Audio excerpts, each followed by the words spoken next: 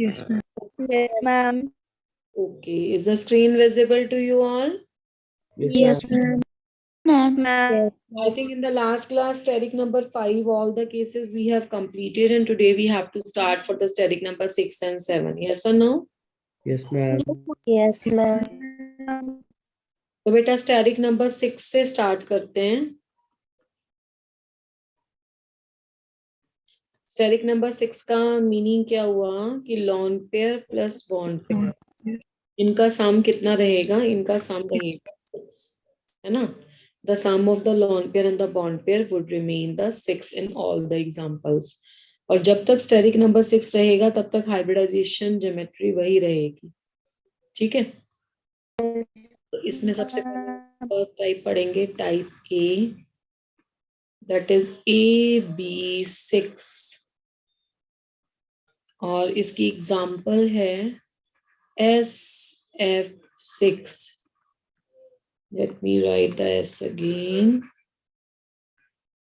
That is the SF6. और नाम क्या हुआ इसका? इसका नाम हुआ सल्फर हेक्सा फ्लोराइड. ठीक है बेटा, तो this is a sulphur hexa fluoride. Central atom इसमें क्या हुआ? Sulphur. Electronic configuration 3s2 and the 3p4, और ये है ग्राउंड स्टेट इलेक्ट्रॉनिक कॉन्फ़िगरेशन. तो this is the 3s2 and this is the 3p4. इसके पास एक एडवांटेज क्या है कि इसके पास वेकेंट डी ऑर्बिटल है, डी में कोई इलेक्ट्रॉन नहीं है. तो according to the Sidgwick theory हम इसके इलेक्ट्रॉन को एक्साइट करवा सकते हैं अगर हमारे पास इलेक्ट्रोनेगेटिव स्पीशीज है तो ये अपनी वैलेंसेस से ज्यादा बॉन्ड बना सकता है. तो ये हो गया वेकेंट 3d ऑर्बिटल. अब इसमें देखो बेटा, फ्लोरीन है हमारे पास, 6 हैं. कितने अनपेयर्ड इलेक्ट्रॉन चाहिए? हमें 6 चाहिए. टिल नाउ कितने अनपेयर्ड इलेक्ट्रॉन नजर आ रहे हैं? 2 नजर आ रहे हैं. अब हाँ, तो अब 6 अनपेयर्ड इलेक्ट्रॉन को जनरेट करवाने के लिए हम क्या करेंगे? पहले तो इसको एक्साइट करवाओ एक electron, again you can lead to the excitation of the another electron. तो ये तो हो गई आपकी ground state electronic configuration. In the excited state एक इलेक्ट्रॉन 3s से शिफ्ट हो जाएगा. देन इज 1 2 3, ये 3p,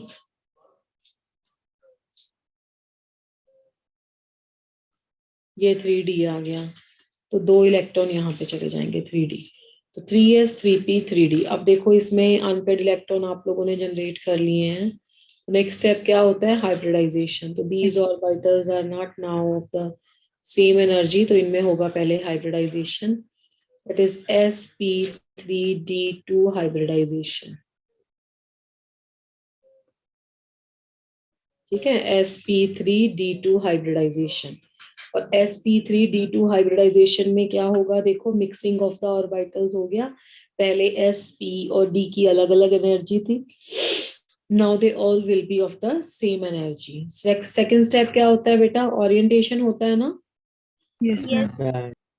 तो ओरिएंटेशन के बाद एक एक इलेक्ट्रॉन फ्लोरीन अपना यहाँ पे डोनेट कर देगा and there is a formation of the bond. तो this is a formation of SF6. ये हमारे पास बन गया सल्फर हेक्सा फ्लोराइड. ओके, अब इस स्ट्रक्चर में देख लेते हैं क्या ज्योमेट्री आती है. Let's check it out. तो जब भी आपका स्टेरिक नंबर 6 रहेगा तो हमारे पास जो ज्योमेट्री रहेगी दैट वुड बी ऑक्टाहेड्रल. देखो, जब आप ऑर्गेनिक में पढ़ते हो ना, तो ऑर्गेनिक में ऑक्टा का मतलब 8 होता है. यहाँ पे ऑक्टा 8 नहीं है, 6 है सराउंडिंग एटम्स. अब इसके ऑक्टा क्यों आता है? इसके नाम पे ऑक्टा इसलिए आता है बेटा क्योंकि ऑक्टाहेड्रॉन जो मैथ्स की स्ट्रक्चर है, फिगर है, जो उससे रिजेंबल करती है. ठीक है, तो देखो ऐसे, अगर मैं एक को मेटल लिख दूं तो 1 2 3 4, 1 अबव 1 बिलो, तो ये है ऑक्टाहेड्रॉन. इसका नाम है इस ज्योमेट्री का ऑक्टाहेड्रॉन. और उसी से रिजेंबल करती है ऑक्टाहेड्रल है। तो आप कैसे बनाओगे, आप पहले इसको एक स्क्वायर की तरह बना देना। This is another way of writing, एक कोना पकड़ के उसे ऐसे घुमा लो तो ये ऐसे दिखेगी, ये बिल्कुल वही स्ट्रक्चर है। तो इसमें सेंटर में सल्फर, हर कॉर्नर पे fluorine, one above and one below. तो यहाँ पे एफ, तो ये सल्फर हेक्साफ्लोराइड हो गया। बॉन्ड एंगल देखो, समझ में आ रहा होगा बॉन्ड एंगल कितना है, 90 है ना। इसको ऐसे देखोगे तो 180 है, ऐसे देखोगे 180 है, ऐसे देखोगे 180 है, बट ये 90 और 180 है, ना कि 90 एंड 180। वो तो एक ही बात है ना, आप इसको ऐसे चेक कर रहे हो तो 90 है, कंप्लीट देख रहे हो तो 180 है। तो 90 और 180, वैसे 90 लिखते हैं इसको, बॉन्ड एंगल्स आर 90 डिग्री। ये वाला बॉन्ड एंगल हो रहा है, दिस वन, इसकी बात हो रही है, ये वाले बॉन्ड एंगल। इसको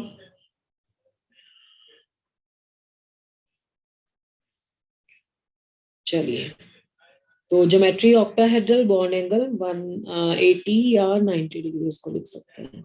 अभी तक कोई डिस्टॉर्शन नहीं है क्योंकि कोई लॉन पेयर ही प्रेजेंट नहीं है। अब इसके देखते हैं बेटा टाइप बी। टाइप बी में आपका आ जाएगा AB5। अब AB5 का मतलब हुआ स्टेरिक नंबर 6 था ना, तो स्टेरिक नंबर 6 में लॉन पेयर और बॉन्ड पेयर का सम था 6। अब लॉन पेयर 1 है, बॉन्ड पेयर अगर इसमें 5 आ जाएंगे तो भी तो 6 ही बनेगा। और इसकी एग्जांपल है IF5। ठीक है, इलेक्ट्रॉनिक कॉन्फ़िगरेशन कैसे लिखेंगे, आप सारी हेलोजन देखो पहले, fluorine, chlorine, bromine and iodine. Fluorine होती है 2s2 2p5, chlorine is 3s2 3p5, bromine is 4s2 4p5, iodine is 5s2 and 5p5।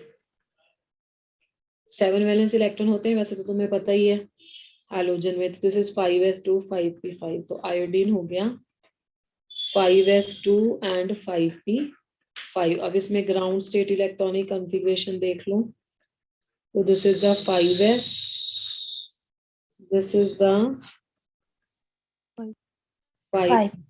अच्छा, अब मुझे कौन बताएगा क्लास में से कि कितने इलेक्ट्रॉन एक्साइट होंगे और तुम लोगों को ये कैसे पता लगा, बताओ। मैम 3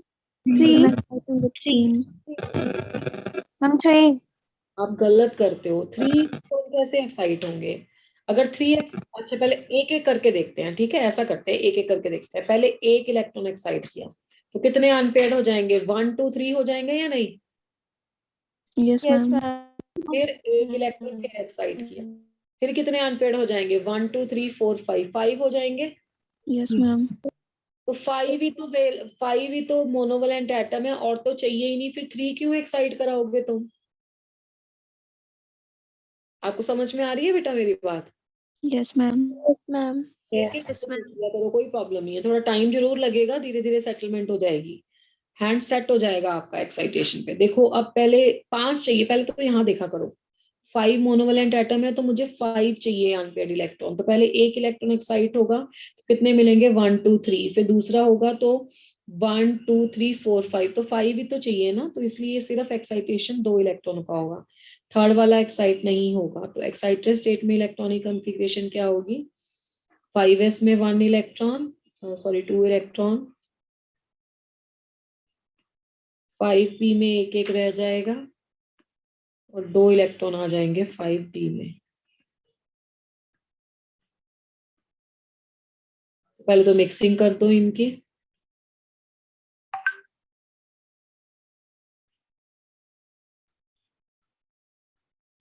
मिक्स हो गया, कौन सी हाइब्रिडाइजेशन बनेगी, sp3d2 लास्ट स्लाइड में हमने लिखी थी ना हाइब्रिडाइजेशन, एक बार चेक कर लेते हैं। हाँ जी लिखी थी, sp3d2 हाइब्रिडाइजेशन। अब क्या करेंगे नेक्स्ट स्टेप में, फ्लोरीन से एक एक इलेक्ट्रॉन दिलवा दो इनको, 2 3 4 5, ठीक है, तो ये एक्ट करेगा लॉन पेयर। अब देखो एक लॉन पेयर है, 5 बॉन्ड पेयर है। ठीक है, तो अब स्ट्रक्चर कैसी बनेगी? जब तक स्टेरिक नंबर 5 स्टेरिक नंबर 6 है तब तक तो ऑक्टाहेड्रल ही बनाओगे।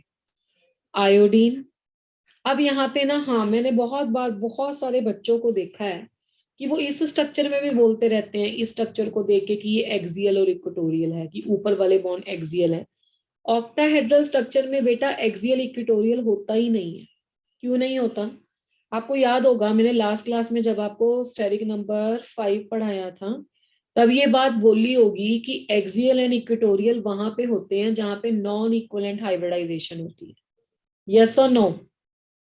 Yes ma'am. तो नॉन इक्वलेंट हाइब्रिडाइजेशन तो है ही नहीं ये तो इक्वलेंट हाइब्रिडाइजेशन है। नॉन इक्वलेंट हाइब्रिडाइजेशन का मीनिंग होता है जहां पे दो डिफरेंट टाइप के बॉन्ड एंगल आते हैं। क्या यहाँ पे दो डिफरेंट टाइप के बॉन्ड एंगल आते हैं? बताओ मुझे। नहीं, नो मैम। सारे all angles are 90 degree. All angles are 90 degree, यहाँ पे सारे के एंगल 90 डिग्री हैं। और जबकि लास्ट वाली हाइब्रिडाइजेशन में 3 bond angles were 120 and 2 bond angles were 90। Yes और नो? Yes ma'am. ये उस टाइप की हाइब्रिडाइजेशन नहीं है जिसमें बॉन्ड एंगल आपके सारे के सारे डिफरेंट हैं या दो सेट में डिवाइड होते हैं। तो जहां पे दो different set of bond angles हैं वहां पे नॉन इक्वलेंट हाइब्रिडाइजेशन है, और उस केस में आप एक्सियल इक्वेटोरियल यूज कर सकते हो। यहाँ पे आप एक्सियल इक्वेटोरियल यूज नहीं करोगे। तो यहाँ पे सिंपल आप कहीं पे भी लॉन पेयर लगा सकते हो क्योंकि सारे बॉन्ड एंगल सेम है।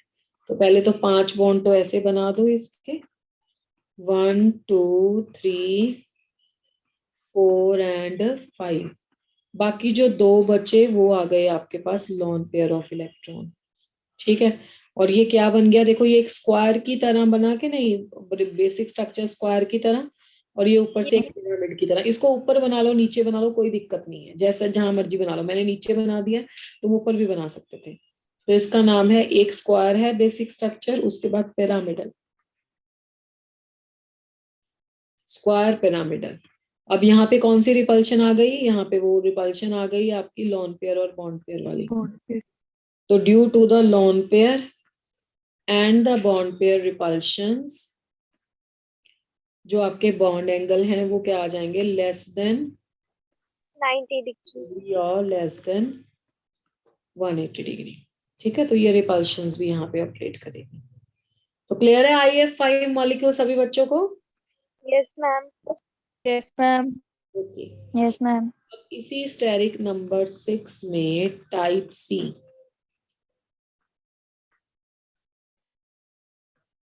को इधर रख लेते हैं।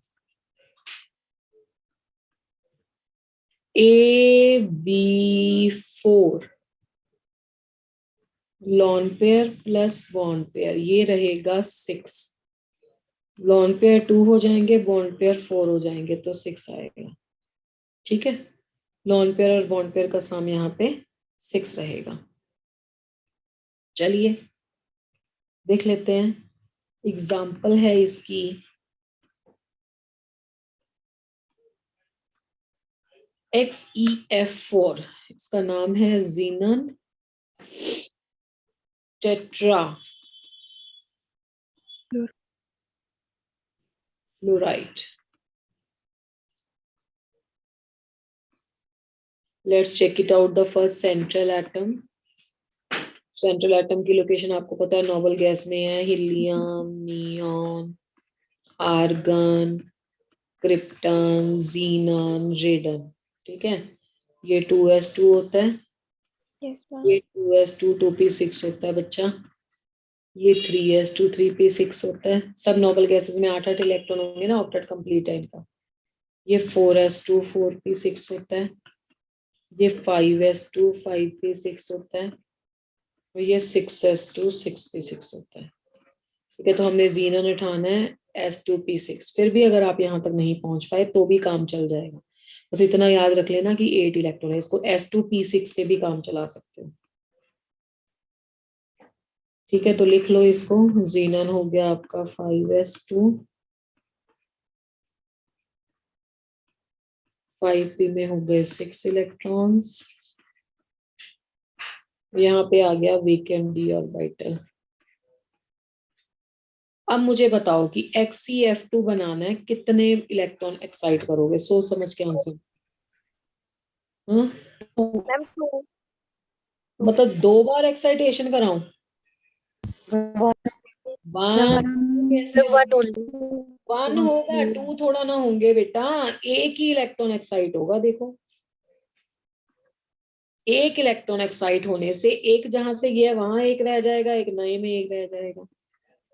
This is a 5s, this is the 5p,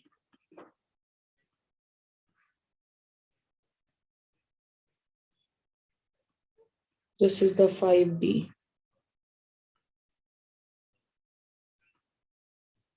उसके बाद कर दो हाइब्रिडाइजेशन।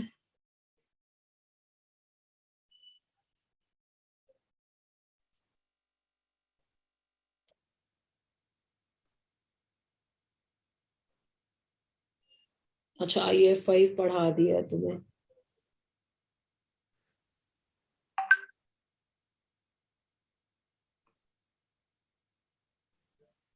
कितने अनपेयर्ड इलेक्ट्रॉन बनेंगे इसमें? मैम अच्छा, 2.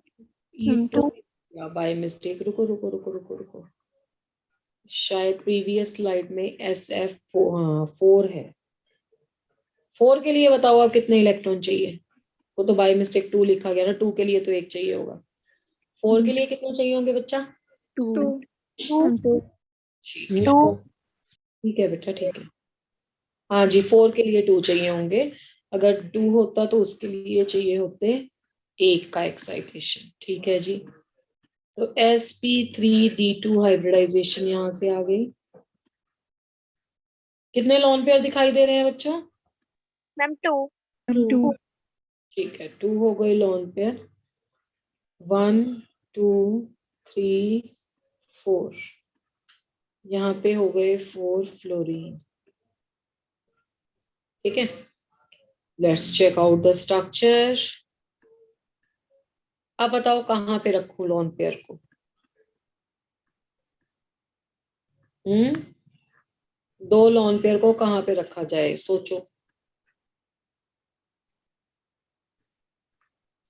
2 लोन पेयर को कहीं पे भी रखो, पर उनमें बॉन्ड एंगल 180 होना चाहिए, 90 नहीं होना चाहिए। 90 बॉन्ड एंगल लेस है, उससे उनमें रिपल्शंस होंगी। क्या होना चाहिए बॉन्ड एंगल?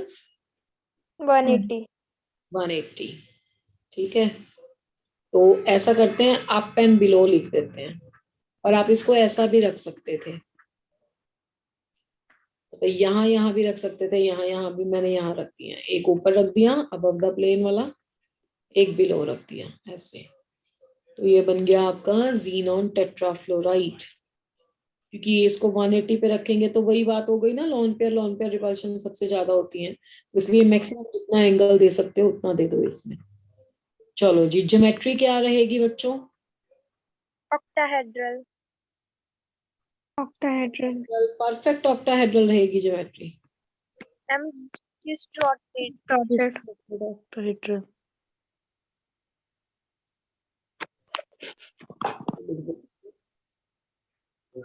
डिस्टॉर्टेड ऑक्टाहेड्रल, यहाँ पे ये वाले केस में, यहाँ पे भी एक लोन।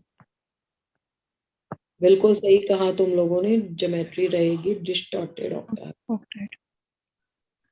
शेप कैसी लग रही है? Ma'am square planar.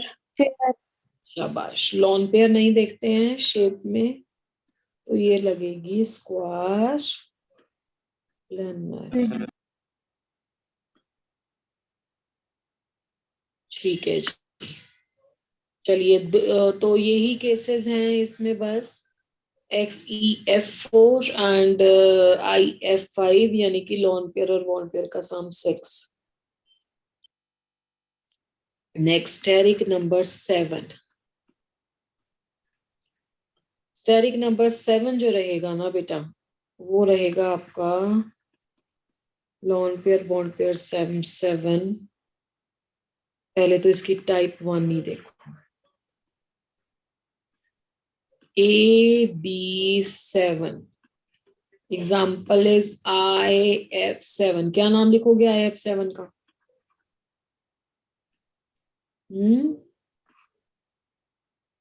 आयोडीन 7 के लिए क्या वर्ड यूज होता है? Heptane. Heptafluoride. Central atom iodine. अब आयोडीन कहाँ पे बिलोंग करता है?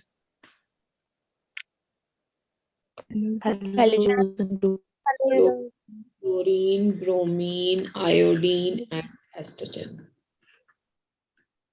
तो फ्लोरीन हो गया 2s2 and 2p5, 3s2 and 3p5, 4s2 and 4p5, 5s2 5p5। फिर मैं again I am telling you कि अगर आप यहाँ तक नहीं भी पहुंच पाते हो तो भी चल जाएगा, बट इतना पता होना चाहिए कि नोबल गैस है और इसमें 7 हैलोजन है, तो इसमें 7 वैलेंस इलेक्ट्रॉन है। तो this is 5s2 and 5p5। Ground state में 2 इलेक्ट्रॉन हो गए 5s में, 5 इलेक्ट्रॉन हो गए 5p में, और 5d हो गया वेकेंट।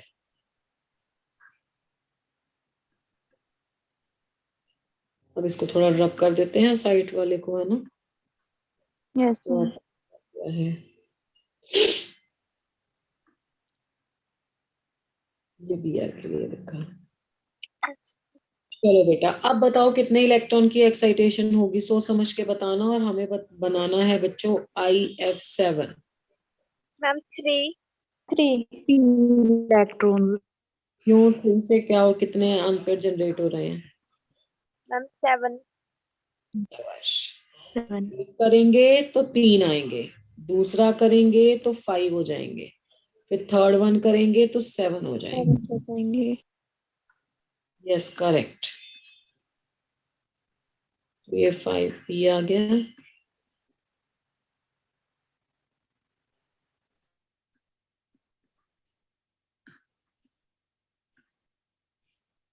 कर दो इसको मिक्स।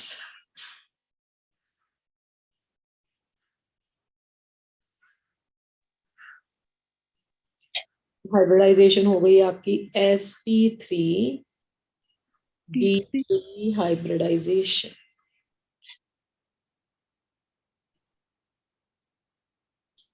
तो sp3d3 is the hybridization and अभी बनाना है IF7। तो इसके लिए क्या करते हैं, एक एक इसमें ले लो फ्लोरीन से इलेक्ट्रॉन, 3 4 यहाँ पे। तो ये हो गया आपका IF7 का structure. Now let's check out कि इसकी ज्योमेट्री क्या बनती है। ज्योमेट्री के लिए ना सबसे पहले तो पेंटागन बनाओ ऐसे।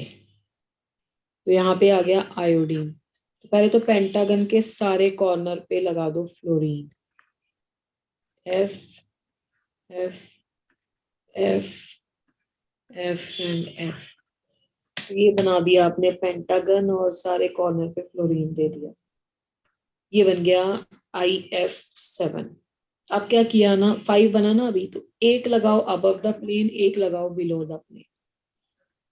ठीक है, तो ये हो गया आपके पास IF7 का स्ट्रक्चर। इसमें भी 2 डिफरेंट टाइप के एंगल्स हैं, एंड दिस इज अगेन बेटा नॉन इक्विवेलेंट हाइब्रिडाइजेशन। 2 हाइब्रिडाइजेशन हमने पढ़ी है नॉन इक्विवेलेंट, एक TBP और एक ये pentagonal bipyramidal PBP। Non equivalent hybridization, और ये जो नॉन इक्विवेलेंट हाइब्रिडाइजेशन है, यहाँ पे 5 जो FPF एंगल हैं इन ये वाले 1 2 3 4 एंड 5 जिसको ग्रीन कलर से लिखा है, ये है 72 डिग्री। और जो 2 बॉन्ड एंगल हैं ये वाले above and below the plane, ये है 90 degree. 9 are 72 and the 2 are 90. And these 2 are the types of the non-equivalent hybridizations. ठीक है, एंड इस Yes, ज्योमेट्री ma'am. क्या रहेगा? इस ज्योमेट्री का नाम है PBP, यानी कि पेंटागोनल बाइपिरामिडल। पिरामिड। मीटर।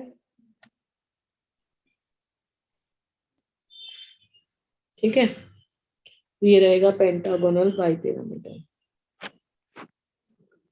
अब इसके बाद कुछ मैं आपको एक्सेप्शंस पढ़ा रही हूँ, इससे रिलेटेड एक्सेप्शंस नहीं है, उनकी भी एक्सप्लेनेशन है प्रॉपरली।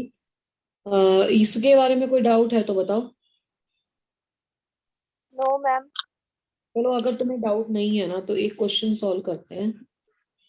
मैं ना तुम्हें मिक्सचर दे रही हूँ, जैसे 1 मिनट दूंगी तुम्हें सॉल्व करने के लिए। एक मैंने दे दिया तुम्हें IF5Cl2, एक दे दिया ICl5F2, एक दे दिया ICl4F3, और एक दे दिया तुम्हें IF3Cl4। तुम इनके स्ट्रक्चर बनाओ, देखो कौन कहाँ पे आता है। और ये इंपॉर्टेंट क्वेश्चन है, अभी तक पूछा नहीं गया। ये भी बोल दिया कि अभी तक नहीं पूछा गया। I am giving you 1 minute. मैं 5 पेंटागन यहाँ पे बना रही हूँ, तुम अपनी अपनी कॉपी पे ड्रॉ करो, जो तुम्हें लगता है ना उसके बेस पे मुझे आंसर देना। चलो स्टार्ट हो जाओ, जो तुम्हें अभी तक समझ आया उसके बेस पे आंसर देना, ठीक है?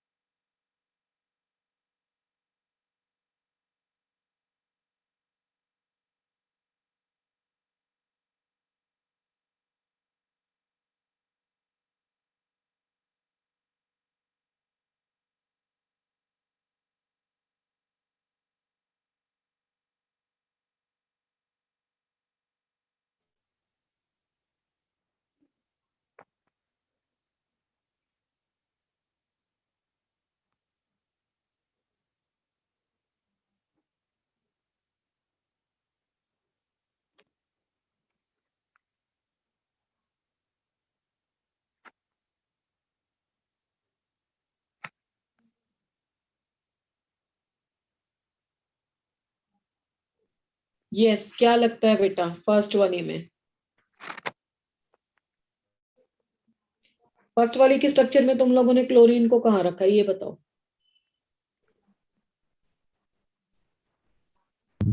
मैम 90 एंगल पे। ठीक है, और सेकंड वाली स्ट्रक्चर में फ्लोरीन को कहाँ रखा है? 90 एंगल पे। एंगल पे। और फिर तो थर्ड फोर्थ की तो बात ही नहीं करते हैं, तो इसका मतलब है ये कॉन्सेप्ट अभी नहीं आता है। यहाँ पे मैं आपको एक लिख रही हूँ, जो पढ़ा रही हूँ ना वो नहीं है आपके पास, बुक्स में नहीं होगा, तो अच्छे से नोट कर लेना, समझ लेना इसको। यहाँ पे एक रूल पढ़ते हैं हम, बेंट रूल। अब ये बेंट रूल क्या कहता है देखो। अब क्या कहता है ये कि जो आपके पास, थोड़ा सा मैं इसमें ऑर्गेनिक का एक वो यूज करूंगी, बट वो भी आपको आता है, आप देखना जरा। जब आपकी हाइब्रिडाइजेशन sp थी तो बॉन्ड एंगल कितना था? 180 नहीं था? Yes ma'am. आपके पास हाइब्रिडाइजेशन sp2 हो गई तो बॉन्ड एंगल कितना हो गया? 120। जब आपके पास हाइब्रिडाइजेशन sp3 हो गई तो बॉन्ड एंगल कितना हो गया? 90। 90 कहाँ होता है sp3 में? 109.5 डिग्री। 109.5 डिग्री। Yes ma'am. ठीक है, तो इसका मतलब है, अच्छा sp हाइब्रिडाइजेशन में बच्चा परसेंटेज s करेक्टर कैसे निकालते हैं, किसी बच्चे को पता है? जितने s है ना डिवाइडेड बाय टोटल करके 100 कर दो। s1 है ना, डिवाइडेड बाय 1 + 1 कितना हो गया? 2, मल्टीप्लाइड बाय 100 तो कितना हो गया परसेंटेज? 50। हाँ, 50। अब sp2 में देखो s कितना है? 1, टोटल कितने हैं? 3, मल्टीप्लाइड बाय 100 तो कितना आ गया? 33। नेक्स्ट में s कितना है? 1। आज मैं निकाल रही हूँ, फ्यूचर के लिए याद रखना। s1 और टोटल कितना हो गया? 1 + 3 4। ठीक है, तो ये 1/4 इंटू 100 तो कितना आ गया 25। 25 अब मैं व्हाइट कलर से ये रिलेशनशिप ले रही हूँ ताकि आप समझ पाओ। परसेंटेज एस करेक्टर और बॉन्ड एंगल में देखो डायरेक्ट रिलेशनशिप है। जब बॉन्ड एंगल 180 था तो परसेंटेज एस करेक्टर भी ज्यादा था। जैसे जैसे बॉन्ड एंगल डिक्रीज होता गया तो परसेंटेज एस करेक्टर भी डिक्रीज होता गया। परसेंटेज एस करेक्टर का मतलब होता है न्यूक्लियस की होल्ड कितनी है, मतलब आपका जो एटम है वो कितनी स्ट्रांगली इलेक्ट्रॉन को पकड़ता है ना। एस न्यूक्लियस के पास होता है ना तो वहां पे होल्ड ज्यादा होता है, न्यूक्लियर चार्ज ज्यादा होता है न्यूक्लियस का।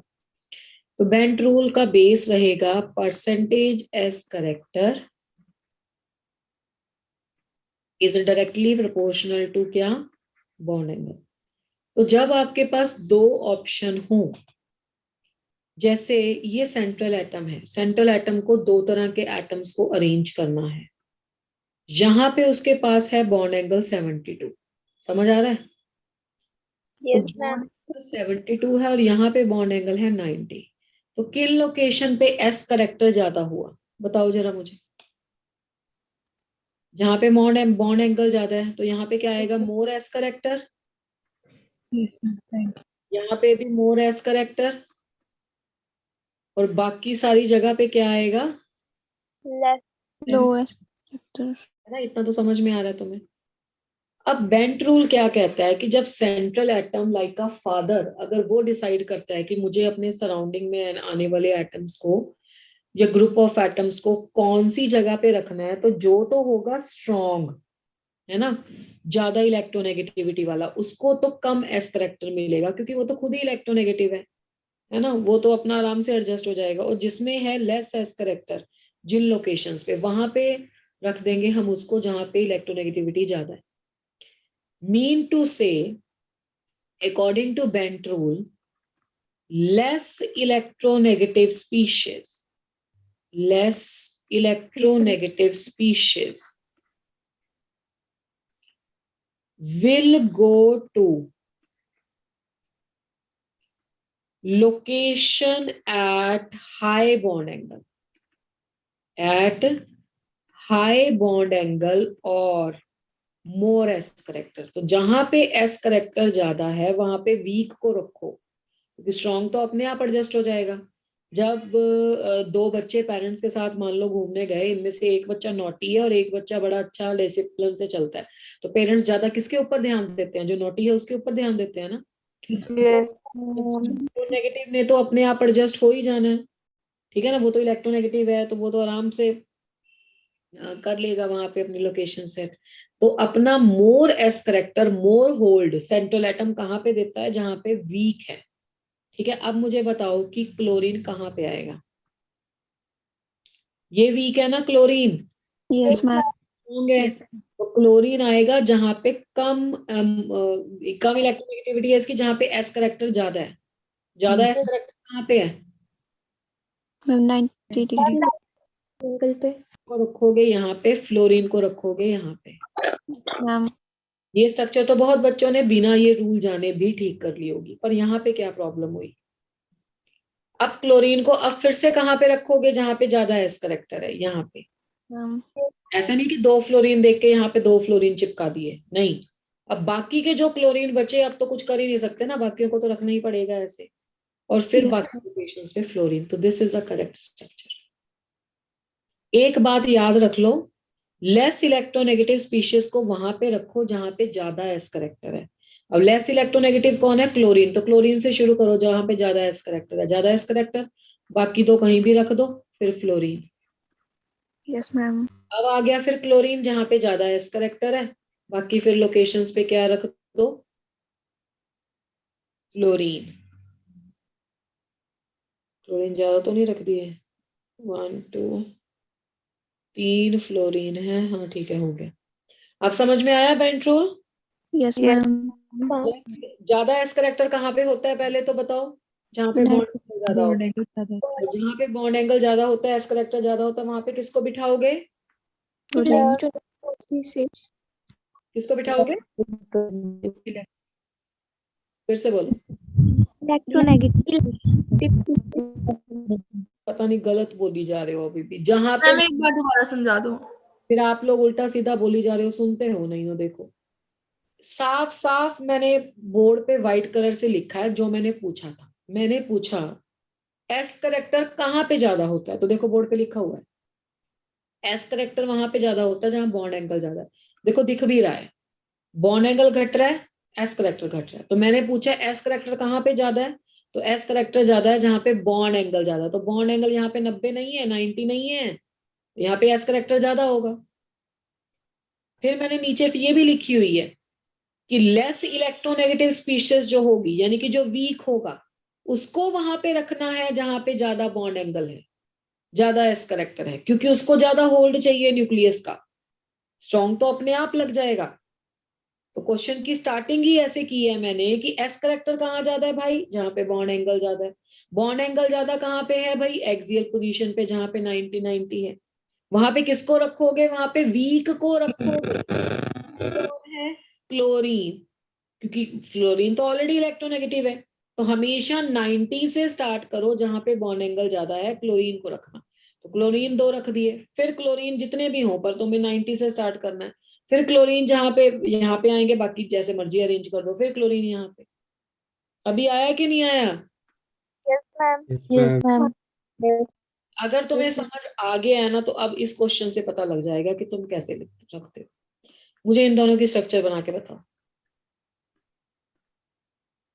चलो देखते हैं तुम्हें कितना समझ में आया। क्लास में सुनना ही नहीं होता है, रिस्पॉन्स भी करना होता है। चलो बच्चा रखो, कौन कहाँ पे रखोगे। Giving you another 1 minute.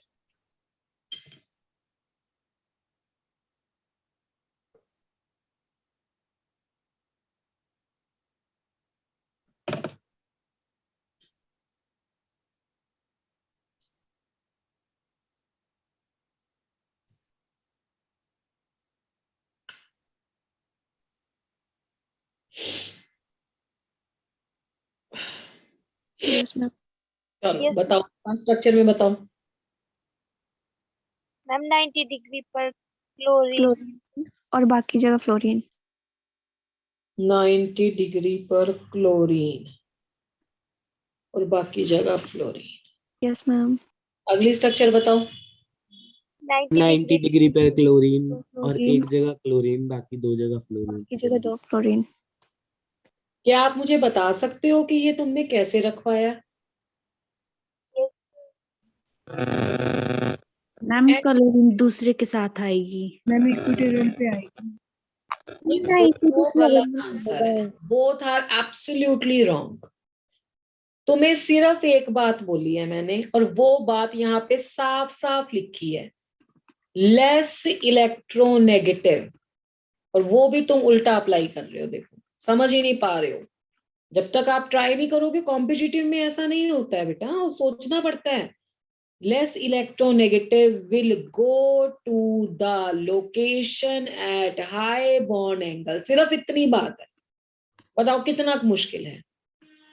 Less electronegative को वहां रखेंगे जहां ज्यादा बॉन्ड एंगल है। और तुम लोग इतने स्मार्टली प्ले कर रहे हो, जहां पे ज्यादा इलेक्ट्रोनेगेटिव है यहाँ पे उसको रख दिया ज्यादा बॉन्ड एंगल पे। बिल्कुल गलत स्ट्रक्चर है। एक लाइन सिखाई है आपको बेंट रूल में, जो कम इलेक्ट्रोनेगेटिव है उसको रखो जहां पे ज्यादा बॉन्ड एंगल है, मतलब मोर एस करेक्टर है। तो मोर एस करेक्टर यहाँ पे किस लोकेशन पे ज्यादा है? मोर मैम एस फर्स्ट मोर मैम एस। फर्स्ट डायग्राम में जहाँ पे क्लोरीन है वहाँ पे फ्लोरीन आएगा। हाँ तो फिर कैसे लिखवाया तुम लोगों ने? पहले वाला स्ट्रक्चर बताओ मुझे।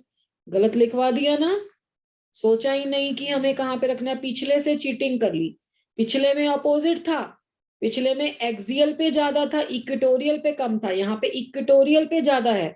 ऐसा ही तो क्वेश्चन पूछता है कॉम्पिटिटिव में, ऐसा थोड़ा ना कि एग्जैक्टली सेम। ये देखो यहाँ पे बॉन्ड एंगल 120 है, बस इतना बॉन्ड एंगल से काम करना है सारा। यहाँ पे बॉन्ड एंगल 120 है और यहाँ पे बॉन्ड एंगल 190 है, सिंपल। तो 120 ज्यादा है या 90 ज्यादा है, बताओ पहले। मैम 120। 120 ज्यादा है तो 120 वाली लोकेशन किसको दोगे, वीक को देंगे या स्ट्रॉन्ग को देंगे? तुम तो ऐसा काम कर रहे हो कि डिसिप्लिन बच्चे को जोर से पकड़ रहे हो और जो नोटी बच्चा है उसे घूमने जाने दे रहे हो। तो 120 किसको दोगे, वीक को दोगे ना। Yes, ma'am. Yes, ma'am. Week कौन है? क्लोरीन है। तो बाकी फ्लोरीन जहां पे मर्जी सेट हो, ये नहीं कि पेपर में 2 देखे और 2 यहाँ पे चिपका दिए, ऐसा नहीं होता है। अब यहाँ पे हाई बॉन्ड एंगल कहाँ पे है? फिर नहीं बोल रहे हैं। हाई बॉन्ड एंगल कहाँ पे है भाई? इक्वेटोरियल 120। इक्वेटोरियल में है 120, तो वहां पे किसको बैठाओगे? वीक को बिठाओगे। Chlorine. Yes, पहले ma'am. वाली स्ट्रक्चर बिल्कुल गलत थी, ये है करेक्ट आंसर। समझ में आया बेटा? Yes, ma'am. Yes, ma'am. याद रखनी है कि लेस इलेक्ट्रोनेगेटिव को वहां, इसको एक्सियल इक्वेटोरियल से रट्टा नहीं मारना, क्योंकि टीबीपी और पीबीपी में अलग अलग है एक्सियल के हिसाब से बॉन्ड एंगल। वहां पे एक्सियल पे ज्यादा है और इक्वेटोरियल पे कम है पीबीपी में, और टीबीपी में एक्सियल पे कम है और इक्वेटोरियल पे ज्यादा है। तो एक्सियल इक्वेटोरियल रट्टा मारोगे तो गड़बड़ हो जाएगा। सिर्फ एक ही लाइन याद रखो, लेस इलेक्ट्रोनेगेटिव को वहां पे रखो जहां पे ज्यादा बॉन्ड एंगल है। लेस इलेक्ट्रोनेगेटिव क्लोरीन है, ज्यादा बॉन्ड एंगल 120 है। पिछले केस में लेस इलेक्ट्रोनेगेटिव क्लोरीन था, ज्यादा बॉन्ड एंगल 90 था। ठीक है, Yes, ma'am. चलो अब इसमें ना एक ज्योमेट्री और है जो है वेरी वेरी इंपॉर्टेंट।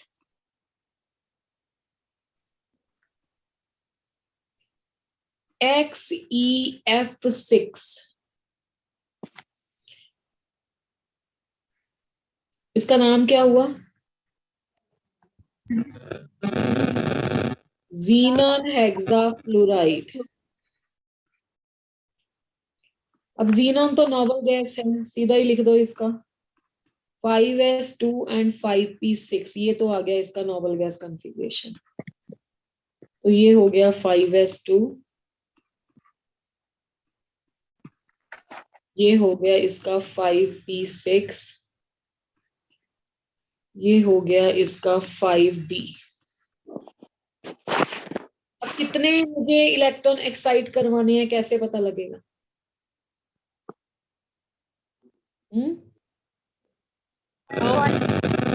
वन कह रहे हो बच्चों, चलो जी 1 करवा दिया, 2 मिल गए। 2 चाहिए क्या? नहीं मैम, 3. 3। सेकंड करवाया, कितने मिल गए? 1 2 3 4। फिर 6. करवाया 6, तो 3 इलेक्ट्रॉन की एक्साइटेशन नीडेड है। Yes, ma'am. ठीक है बेटा, तो 5s2 ऐसे बना देंगे, 5p में एक एक इलेक्ट्रॉन रख देंगे,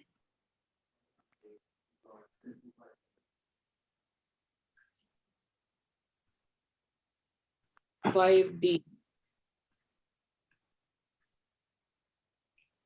उसके बाद आएगा हाइब्रिडाइजेशन।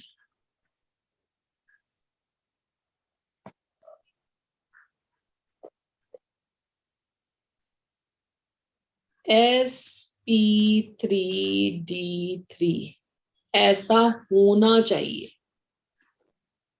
हाइब्रिडाइजेशन।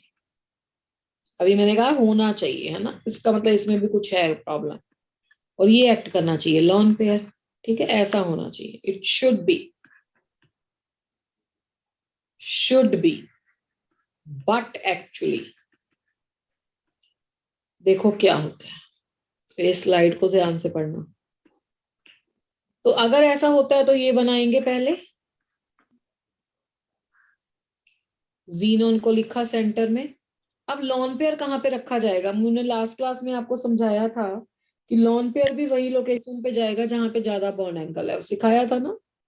Yes, ज्यादा ma'am. बॉन्ड एंगल तो 90 डिग्री पे है, तो यहाँ पे जाएगा लॉन पेयर, और बाकी आएंगे फ्लोरीन। 2 3 4 5 6 ऐसा होना चाहिए। अब बच्चा, इसकी ज्योमेट्री क्या बननी चाहिए थी? इसकी ज्योमेट्री बननी चाहिए थी डिस्टॉर्टेड पीबीपी, है ना। Yes, ma'am.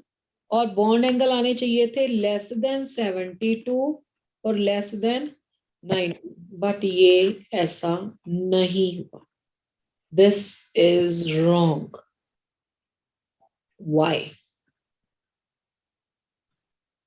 देखो, इसको सोचो ध्यान से, क्या हुआ इसमें। ज़ीनॉन है बहुत लार्ज इन साइज।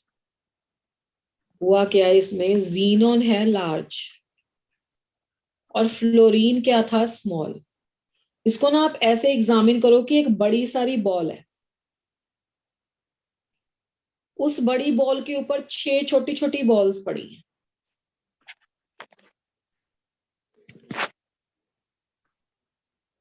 ठीक है, ऐसे 6 छोटी छोटी बॉल्स पड़ी हैं। ये इतना मोटा जीनोन है और इसके ऊपर एक लॉन पेयर है, और ये जो लॉन पेयर है, तो यहाँ पे तो बहुत स्पेस वेकेंट नहीं है, छोटी बॉल्स हैं, तो ये जो लॉन पेयर है ना, ये बाहर निकल जाता है यहां से। लॉन पेयर यहाँ पे तो हम ऐसे बना रहे हैं बाउंड्री, एक्चुअली में थोड़ा ना बाउंड्री होती है लॉन पेयर की। एक्चुअली में तो लॉन पेयर सिर्फ क्या होता है बेटा, इलेक्ट्रॉन नहीं होता। Yes ma'am. तो इलेक्ट्रॉन क्या होता है ना, जीनोन बड़ा होगा तो उसका अपने इलेक्ट्रॉन पे होल्ड होगा, नो। जितना बड़ा एटम होता है उसका न्यूक्लियर चार्ज कम होता है, तो इसका इलेक्ट्रॉन निकल जाते हैं दूर, मतलब इससे डिस्टेंस पे आ जाते हैं। ये लॉन पेयर है इसका, बहुत दूर है इससे। तो देखने वाले को ना, इसकी जब स्ट्रक्चर को एग्जामिन किया गया ना, इस पे बहुत वीक फोर्स है, बहुत वीक फोर्स है, बहुत दूर है। तो उनको सिर्फ इतना सा नजर आया, जो ये वाला पोर्शन है, ये वाला पोर्शन। तो ये किसकी तरह लग रहा है, ये ऑक्टाहेड्रल की तरह नहीं लग रहा। Yes, ma'am. Yes ma'am. और ये वाला जो लॉन पेयर जो दूर निकल गया ना, क्योंकि इसका साइज बड़ा था, साइज बड़ा हो तो इलेक्ट्रॉन लूजली हेल्ड होते हैं, इलेक्ट्रॉन्स पे न्यूक्लियस का चार्ज कम होता है, तो इन इलेक्ट्रॉन्स को बोलते हैं stereo chemically inactive lone pair. Stereo chemically को मैं दोबारा लिख देती हूँ, क्योंकि तुम्हारे लिए नया वर्ड है, नहीं पढ़ा गया तो तुम्हें लगेगा पता नहीं क्या लिखा है मैडम ने। रुको, तो बच्चा इसको ऐसे लिख देते हैं, stereo chemically inactive lone pair. तो stereo chemically inactive lone pair आ गया। इस लॉन पेयर का इसकी स्ट्रक्चर डिटर्मिनेशन में कोई रोल ही नहीं है, और it looks like a perfect octahedral geometry. तो इसमें एनसीईआरटी में भी ये दिया हुआ है क्वेश्चन, ये आपका परफेक्ट ऑक्टाहेड्रल है और ये आंसर सही है। और इसमें हाइब्रिडाइजेशन फिर sp3d3 में से जिसमें लॉन पेयर है वो काट दो, बाकी क्या बची, p3d3। तो ये एक स्पेशल मॉलिक्यूल है जिसमें लॉन पेयर इतना दूर चला जाता है कि स्ट्रक्चर में सिर्फ ऑक्टाहेड्रल पार्ट ही दिखाई देता है। तो that's why distorted PBTP is a wrong answer. इसका जो ऑप्शन तुम पेपर में टिक करोगे वो ऑक्टाहेड्रल वाला टिक करोगे, ठीक है। Yes, ma'am. मॉलिक्यूल देखना जरा, अगर पेपर में तुम्हें XeF6 ना आया, अब आ गया XeBr6 या XeCl6 या XeI6, तो वो ऐसा नहीं होता। कोई बता सकता है तो क्यों नहीं होता? Ma'am, due to large size. हाँ, अब कोई फ्लोरीन की तरह क्लोरीन ब्रोमीन थोड़ा ना स्मॉल स्मॉल है, वहां पे तो लॉन पेयर नहीं होता है, इनएक्टिव। तो इनका आंसर वही आएगा जो आना चाहिए था according to the rule, distorted PBP less than 90 less than 72 degree, क्योंकि इसमें सराउंडिंग एटम इतना स्मॉल नहीं है कि स्टीरियो केमिकली इनएक्टिव हो जाए लॉन पेयर। यहाँ का लॉन पेयर क्या रहता है, एक्टिव ही रहता है, ठीक है। Yes, ma'am. इसके साथ आपकी सब इस जो मैंने अभी आपको टॉपिक पढ़ाया ना, valence shell electron pair repulsion theory, इससे तो तुम लगा के चलो कि 101% क्वेश्चन आना ही आना है। और तुम्हें इतने अच्छे से पढ़ा दिया कि कोई भी एग्जांपल आ जाए तुम आराम से क्रैक कर सकते हो। बट द थिंग इज, बस उसे ध्यान से समझ लेना है, कोई इसमें रट्टा नहीं मारना, क्योंकि जब तुम रट्टा मारोगे तो एक मॉलिक्यूल से दूसरे मॉलिक्यूल में जाते हुए आपको समझ में नहीं आएगा। एलिमेंट्स की down the group position learn होनी चाहिए, ठीक है बेटा। Yes ma'am. नेक्स्ट क्लास में आई विल आस्क यू पीपल, ठीक है, Okay, ma'am. बोरॉन फैमिली से लेके ना हैलोजन ना आपकी नोबल गैस तक के मैं डाउन द ग्रुप सबसे नाम पूछूंगी, ठीक है। I will ask you in the poll time में आई वांट टेक अ पोल, मैं किसी का भी नाम लेके बोलूंगी कि आप मुझे बोरॉन फैमिली के मेंबर बताओ या कार्बन फैमिली के, ठीक है। तो नेक्स्ट क्लास में ये आप सब पढ़ के आओगे, क्योंकि इसके Okay, बाद चलेगा ही नहीं बच्चा। चलो नेक्स्ट टॉपिक है resonance.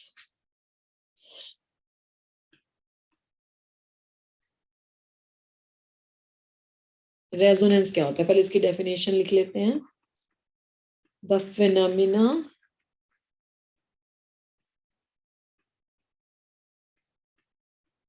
exhibited by the compounds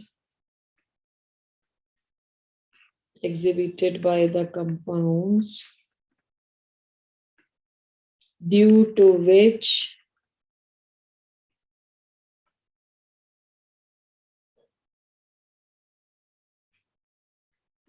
its structure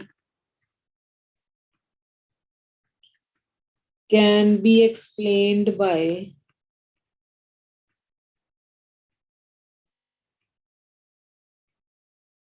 two or the more structures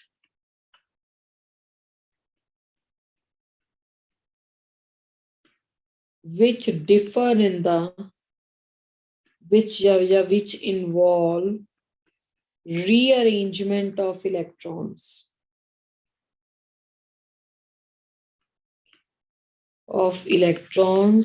and having same position of the atoms. Having same position of atoms. Yes, लिख लो its properties can be explained by, वो ज्यादा explanatory है.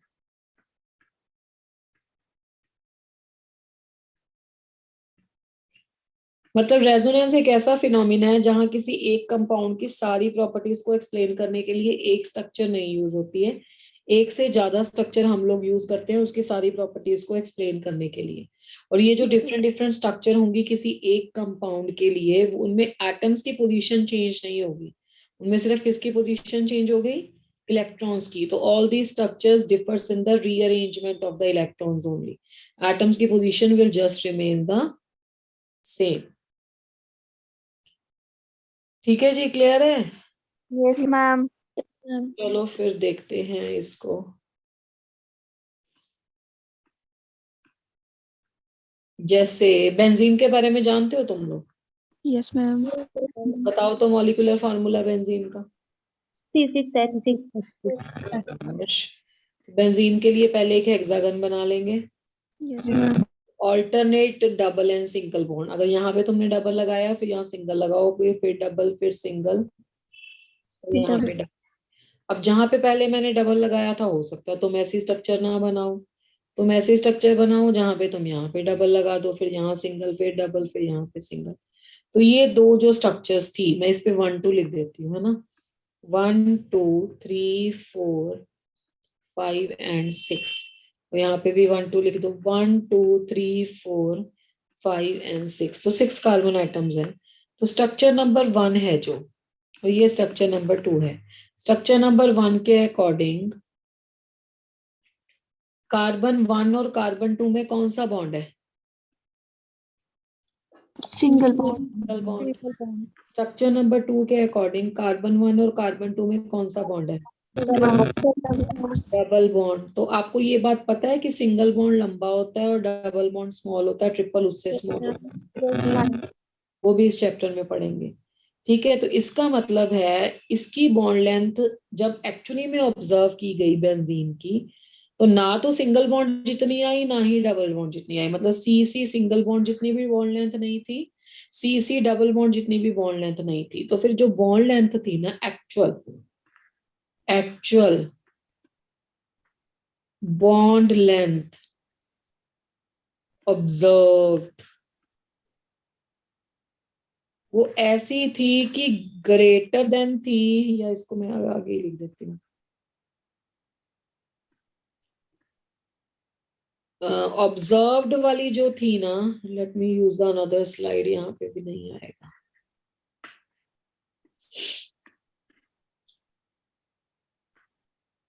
Observed जो थी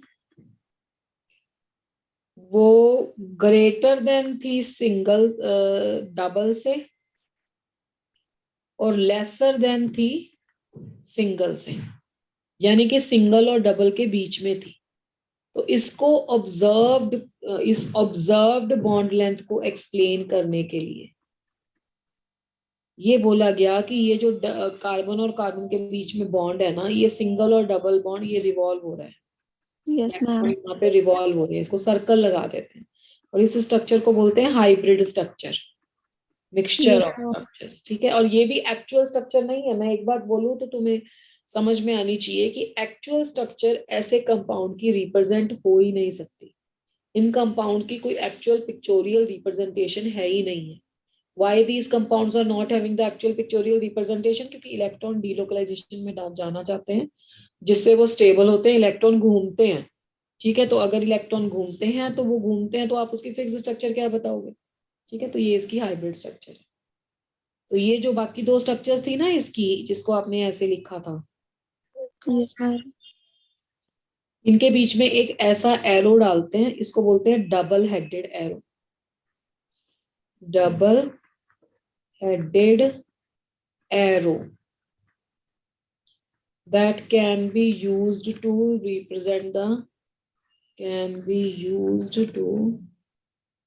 represent the resonating structures।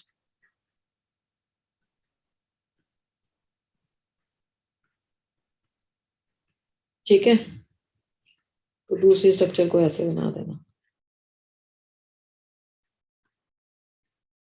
इस तरीके से, ठीक है। तो ये इसकी रेजोनेटिंग या हाइब्रिड स्ट्रक्चर्स हो गए, ऊपर वाली हाइब्रिड स्ट्रक्चर। तो let's check out for the one और द टू रेजोनेटिंग स्ट्रक्चर्स। जैसे कार्बन डाइऑक्साइड है, पहले कार्बन डाइऑक्साइड मॉलिक्यूल को लिखो।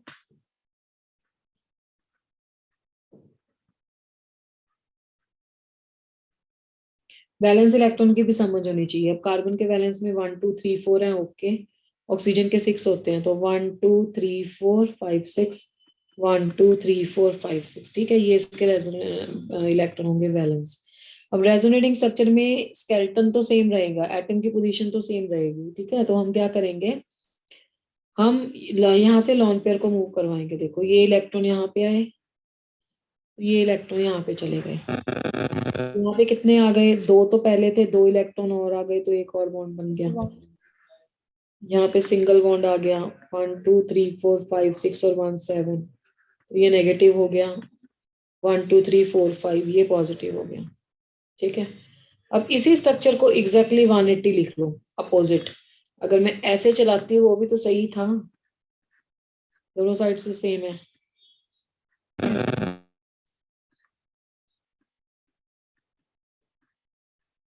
ठीक है, तो ये है रेजोनेटिंग स्ट्रक्चर्स इसकी, these are called as a resonating structures. ये 1, ये 2, ये 3।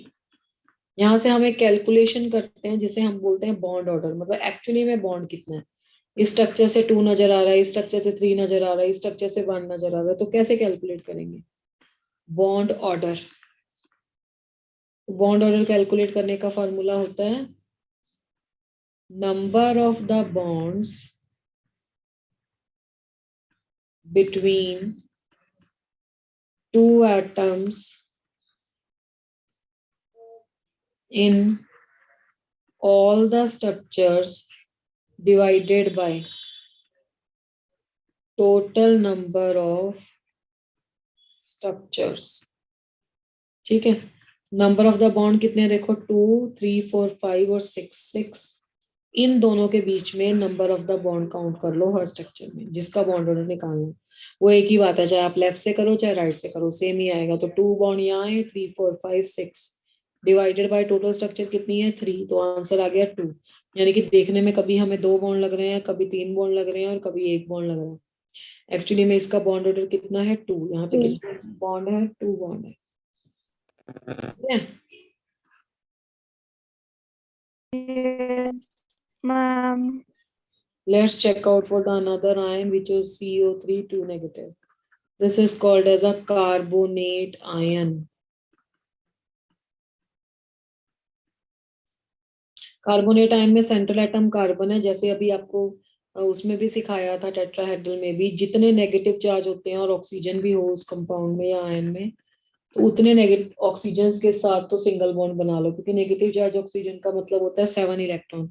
7 इलेक्ट्रॉन है तो वो सिंगल बॉन्ड ही बनाएगा। यहाँ पे बना दो डबल बॉन्ड। पहले कार्बन के चेक कर लो, बॉन्ड पूरे हो गए, 1 2 3 4। ऑक्सीजन के बाकी 7 होने चाहिए, 1 2 3 4 5 6 और एक 7। 1 2 3 4 5 6, 1 2 3 4 5 6 और एक यहाँ से। ठीक है, आप कुछ भी नहीं करना है, बस इसको पोजीशन को चेंज करते चलो डबल बॉन्ड की। एक बार डबल बॉन्ड टॉप पे ले लो, बाकी दो इधर ले आओ, एक बार डबल बॉन्ड राइट पे ले लो,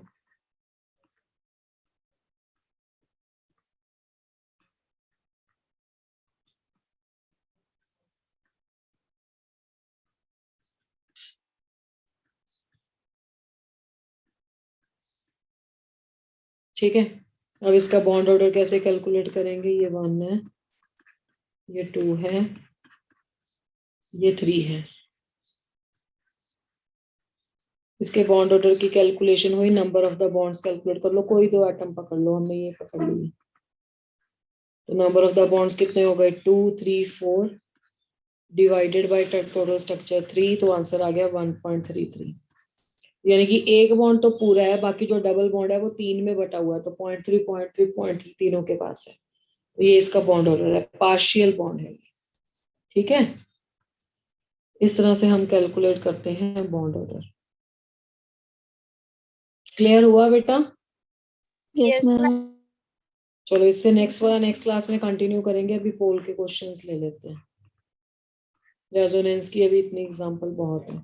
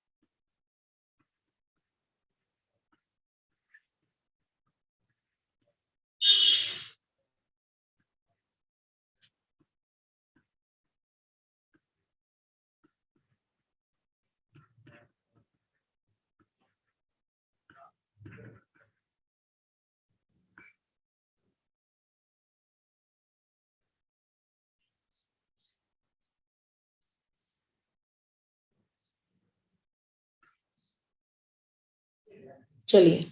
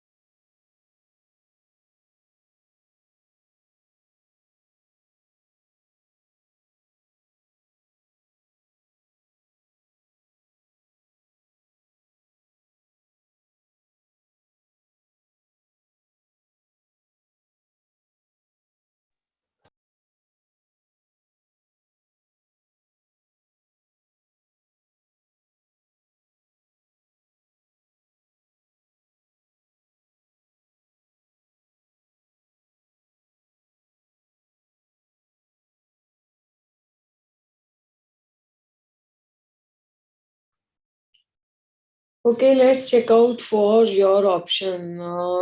2 ऑप्शन पे सब बच्चों ने बताया है, let's check it out.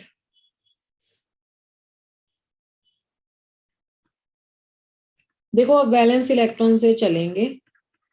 Xenon के पास है 8 इलेक्ट्रॉन, जिसमें से 4 तो हो गए फ्लोरीन, 1 हो गया ऑक्सीजन, और ऑक्सीजन हमेशा डबल बॉन्ड से आएगा। ठीक है, तो 1 2 3 4 5 6 और एक लॉन पेयर। तो sp3d2 octahedral is a correct answer. Shape क्या रहेगी इसकी, अगर शेप भी पूछा होता तो? Square pyramid. Correct. Yes, ma'am. ठीक है Yes, बेटा, ma'am. Next question.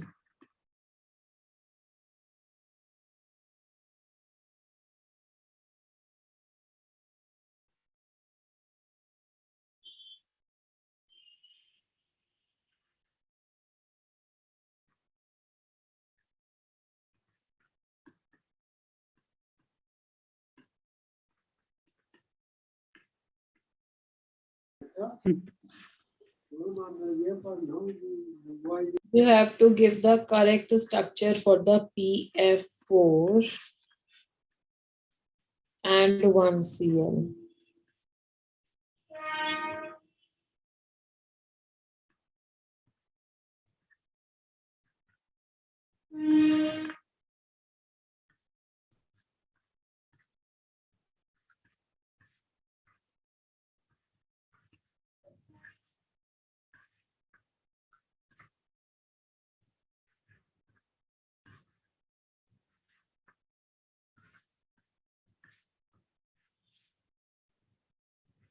More than one option भी करेक्ट हो सकती है।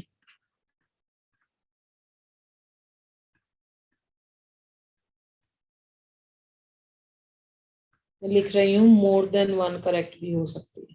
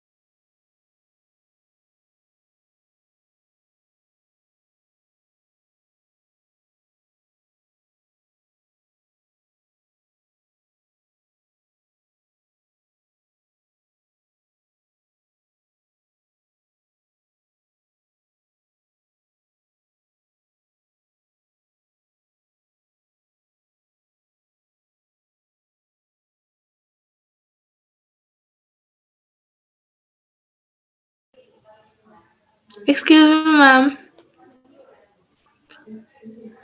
मैम पोल में तो वन ही चॉइस नहीं दे सकते हैं। अच्छा, तो आप रुको रुको, आप कोई भी दोनों में से कोई एक कर देना, कोई दिक्कत नहीं है। Yes ma'am. ठीक है ना, मैं जब डिस्कस करूंगी तो दोनों ले लूंगी। हाँ, आपके वहां पे ये ऑप्शन नहीं है। बच्चों ने मेरे पास आंसर चैट बॉक्स में भी वैसे सेंड किए हैं, मोर देन वन। आप एक भी इनमें से कर दोगे, देन इट्स ओके।